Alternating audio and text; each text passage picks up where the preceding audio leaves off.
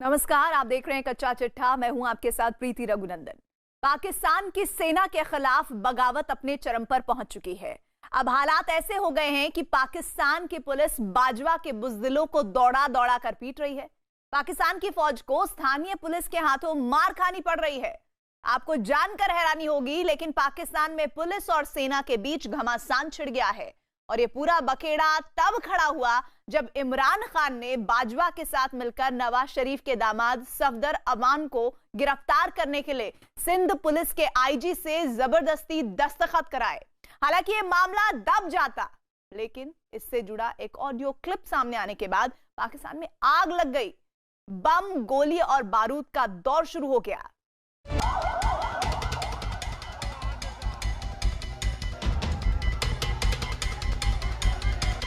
पाकिस्तान में भड़के बगावत के शोले।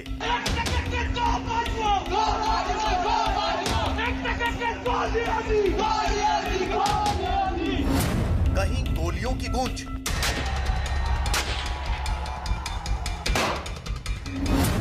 कहीं बारूद के धमाके।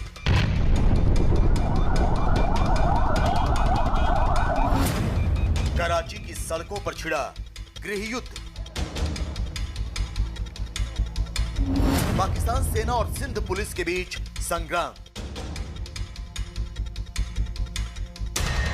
पाकिस्तान में 18 अक्टूबर से शुरू हुआ सियासी संकट महज 72 घंटों में ही गृह युद्ध में बदल गया।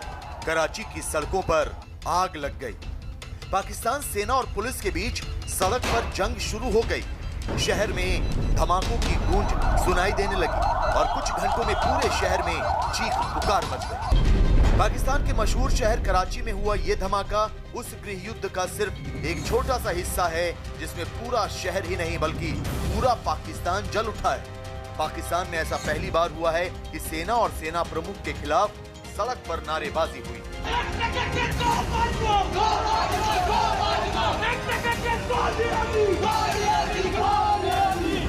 कराची में जनता सेना के खिलाफ सड़क पर आई। सेना प्रमुख जनरल बाजवा के खिलाफ गो बाजवा के नारे लगाए गए। सेना से नाराज प्रदर्शनकारियों ने तो कराची में बाजवा के रिश्तेदारों की दुकानों को चुन चुन कर आग के हवाले कर दिया। पूरे शहर में सेना के खिलाफ नारेबाजी का शोर गूंजने लगा। कराची में एक तरफ पाकिस्तान सेना के खिलाफ बगावत के नारे लगे तो दूसरी ओर पूरे शहर में धमाकों की गूंज सुनाई देने लगी। कुछ ही घंटे के अंदर कराची में अलग अलग जगहों पर 2 बड़े धमाकों का शोर सुनाई दिया, जिसमें कई लोगों की मौत भी हुई। कराची में पाकिस्तान सेना के खिलाफ भड़के गुस्से का यह सिर्फ एक पहलू था, लेकिन इसका दूसरा पहलू और भी खौफनाक है, क्योंकि पाकिस्तान सेना के खिलाफ सिर्फ जनता ने ही बगावत बुलंद नहीं की है, बल्कि कराची में तो वर्दी वालों के बीच ही जंग छिड़ गई। जंग सिंध प्रांत की पुलिस और पाकिस्तान सेना के बीच छिड़ी। कराची में पुलिस और सेना के बीच गोलाबारी हुई। सड़क पर ही पुलिस और फौज के बीच संग्राम छिड़ गया। सिंध पुलिस के जवानों और पाकिस्तान सेना के सैनिकों को निशाना बनाया गया और सैनिकों ने भी पुलिस पर गोलियां बरसाईं। इस गोलाबारी में कई लोगों की मौत भी हुई। कराची की सड़कों पर गृह युद्ध 20-21 अक्टूबर की रात में छिड़ा। देखते ही देखते हालात इतने खराब हो गए कि पुलिस और सेना के बीच में गोलाबारी शुरू हो गई।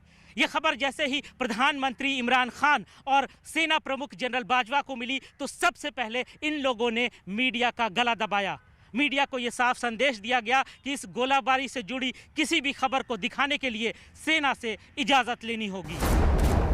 सड़क पर सेना और पुलिस के बीच गोलाबारी शुरू होते ही पूरे कराची में आपातकाल लागू हो गया। इमरान खान ने सिंध प्रांत के गवर्नर को इस्लामाबाद बुला लिया और उन्हें सिंध में पीपीपी की सरकार को तुरंत बर्खास्त करने का हुक्म देकर वापस कराची भेजा। गवर्नर के कराची पहुंचते पहुंचते हालात फिर बदल गए और उन्हें बिलावल भुट्टो की पार्टी की सरकार को बर्खास्त करने का फैसला बदलना पड़ा।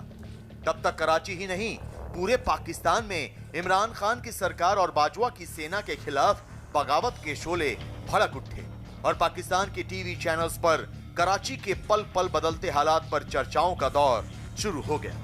पाकिस्तान में शुरू हुए गृह युद्ध की आग अब भी जल रही है।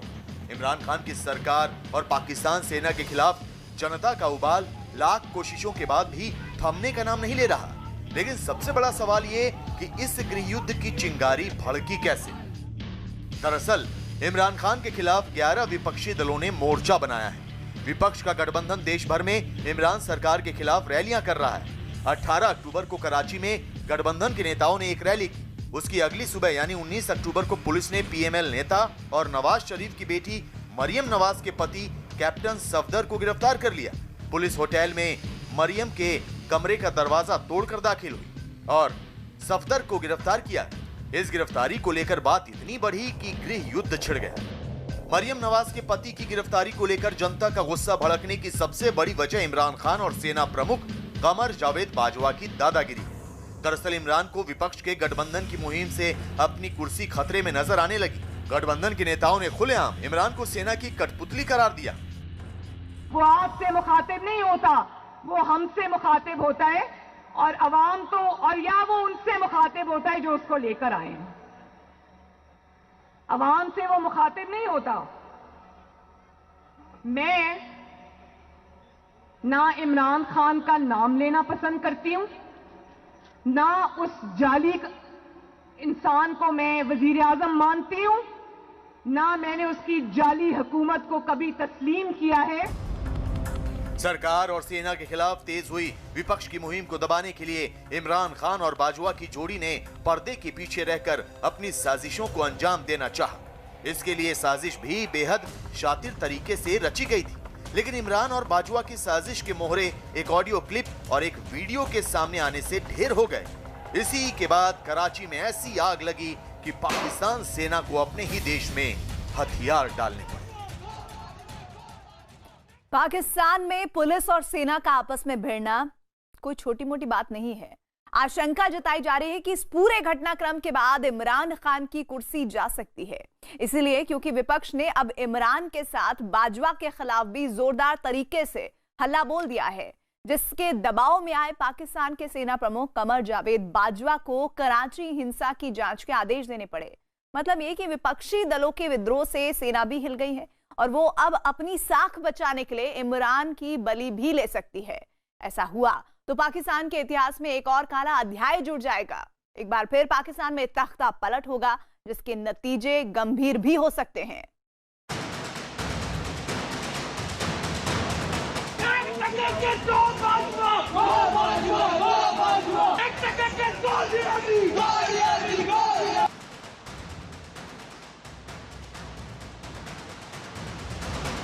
पाकिस्तान में सेना के खिलाफ बगावत।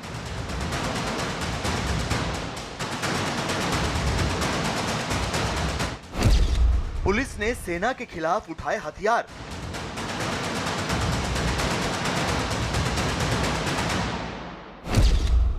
कराची की पुलिस से पिटे बाजवा के बुज़दिल।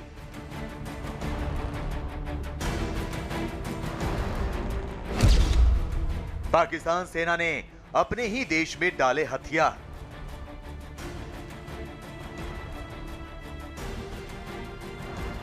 कराची की सड़कों पर पाकिस्तान सेना और सिंध पुलिस की गोलाबारी से पूरे पाकिस्तान में भूचाल आ चुका है।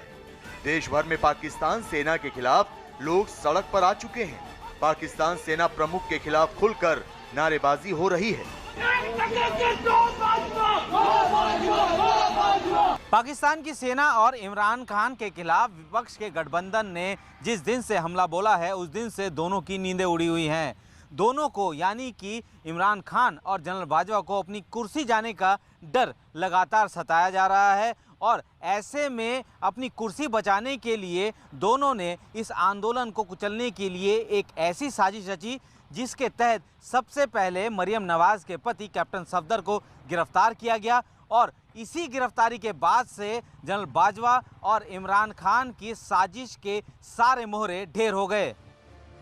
कराची के होटल में मरियम नवाज के कमरे का दरवाजा तोड़कर उनके पति कैप्टन सफदर को तो पुलिस ने जैसे ही गिरफ्तार किया, पाकिस्तान की जनता में ये संदेश चला गया कि इमरान खान और बाजवा विपक्ष को कुचलने के लिए साजिशों का चक्रव्यूह बना रहे हैं।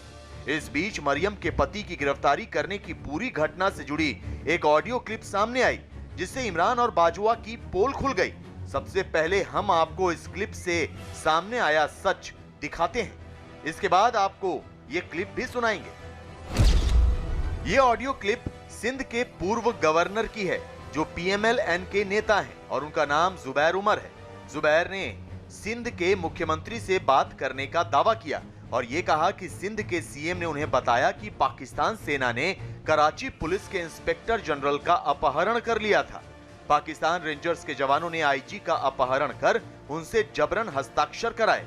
IG के जबरन हस्ताक्षर सफदर की गिरफ्तारी के वारंट पर लिए गए। इसी कागज के आधार पर सफदर को गिरफ्तार किया गया। जी, ये मुराद अली शाह ने अभी मुझे कंफर्म किया है कि इन्होंने IG को, पहले सिंध IG पुलिस जो है उसको प्रेशर डालने की कोशिश की थी कि ये अरेस्ट के लिए भेजें। When he refuse to do that, तो 4 बजे उन्होंने रेंजर्स ने किडनैप किया है। This is what the chief minister told me, the word kidnap. I asked him again. He said yes, he was picked up and taken to the sector commander's office, where additional IG was also brought in and they were forced to issue orders. इस audio clip से पाकिस्तान सेना की पोल खुल गई। लोगों का गुस्सा उबलने लगा। इस बीच एक वीडियो भी सामने आ गया जिसमें इमरान खान की पार्टी के एक नेता को पुलिस पर सफदर को गिरफ्तार करने का दबाव बनाते हुए देखा गया। ये नेता इमरान खान की धौंस दिखाकर पुलिस को ये धमका रहा है कि वो मरियम नवाज के पति सफदर को गिरफ्तार करे। मैं आपको FIR रिसीव कर दी हमने दरखास्त का कोई कंसेप्ट नहीं है सर। आप 154 का बयान रिकॉर्ड करेंगे, ये तो आपकी आसानी के लिए लेके आए हम आप एप्लीकेशन। ले आए ना। हाँ, तो आप 154 का बयान रिकॉर्ड करेंगे। नहीं, हमने FIR कटानी है। हम FIR काटेंगे। इतना बड़ा मतलब आप लोग मदार कायद की तकद्दुस की आपको परवाह नहीं है, इसलिए कि आपके ये अलाइंस में है। PMLN और पीपल पार्टी का रिश्ता है। सिंध में पीपल पार्टी की गवर्नमेंट है, पुलिस पीपल पार्टी के अंडर में है। बस ठीक है, हम FIR कटाएंगे। हम पाकिस्तान के असास के रखवाले इमरान खान के सिपाही हैं। इस वीडियो और इससे पहले आई ऑडियो क्लिप से ये बात साफ हो गई है कि मरियम नवाज के पति की गिरफ्तारी एक साजिश के तहत की गई थी, जिसमें पाकिस्तान की सेना और इमरान खान दोनों शामिल थे। पाकिस्तान की सेना और इमरान खान के इस साजिश के सामने आने के बाद पहले से ही उबल रहे लोगों के अंदर गुस्से में और उबाला आ गया, जिसके बाद कराची की सड़कों पर कोहराम मच गया।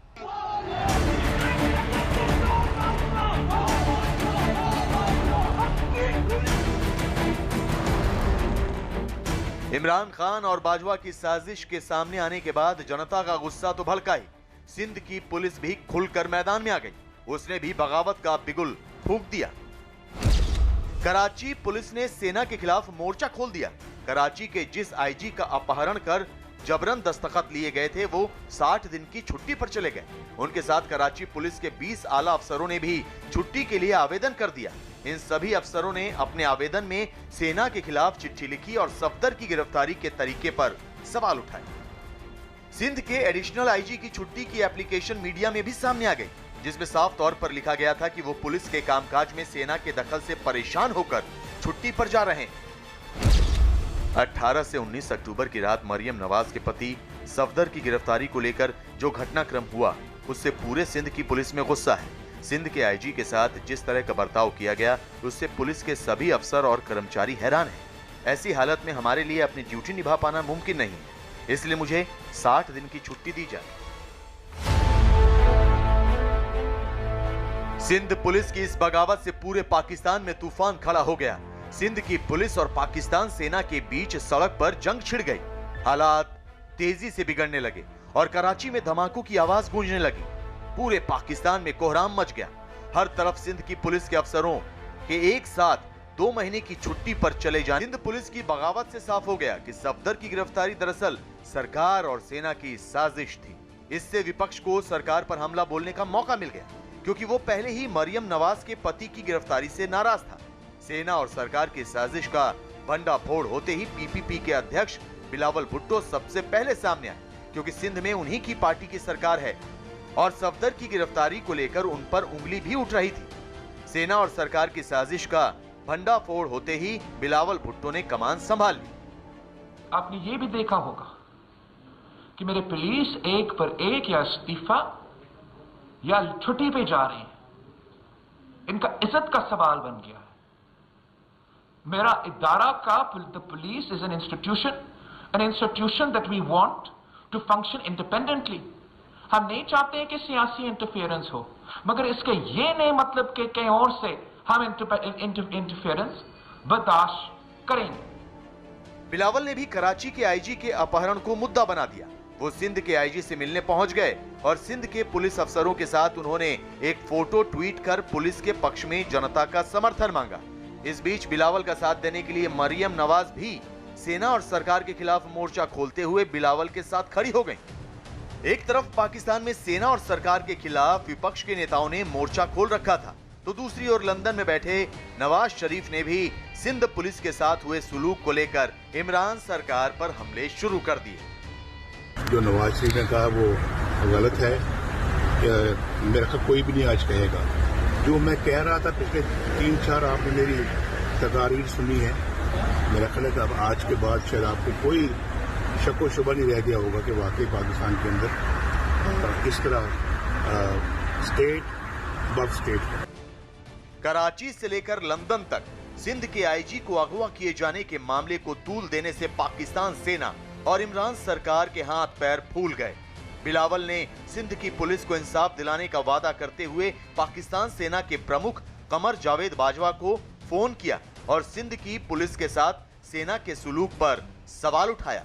बिलावल के फोन और कराची के हालात देखते हुए आखिरकार पाकिस्तान सेना के मुखिया को भी हथियार डालने पड़े। इसके बाद सेना को कराची कांड की जांच कराने का आदेश जारी करना पड़ा। कराची में हुई वारदात की तत्काल प्रभाव से जांच शुरू की जाएगी। जांच कराची कोर कमांडर करेंगे और ये पता लगाएंगे कि ये वारदात क्यों हुई और इसके लिए कौन जिम्मेदार है। कराची कोर कमांडर को ये निर्देश दिया गया है कि वो जल्द से जल्द अपनी रिपोर्ट दाखिल करें। बाजवा के हथियार डालने और पूरी वारदात की जांच के आदेश के बाद मामला थोड़ा ठंडा हुआ और सिंध पुलिस के अफसरों ने छुट्टी पर जाने के फैसले को 10 दिन के लिए टाल दिया। लेकिन बगावत की आग बदस्तूर जल रही है।